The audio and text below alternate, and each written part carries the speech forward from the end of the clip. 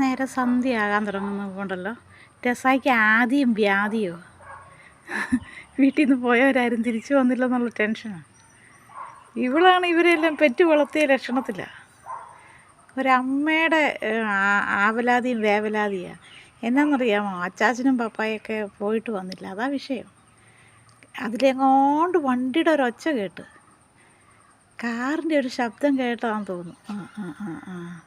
ഒന്ന് എത്തി നോക്കി, കരയുന്നുണ്ട്, മോളുന്ന് കേൾക്കാം.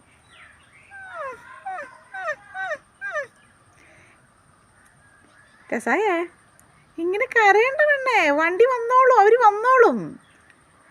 അച്ഛന് പല ജോലിയൊക്കെ ഇല്ലേ, അതാ. ഇങ്ങോട്ട് വാ, അപ്പുറത്തേക്ക് നോക്ക്, അതുകൊണ്ട് അവിടെ പോയി നോക്ക്.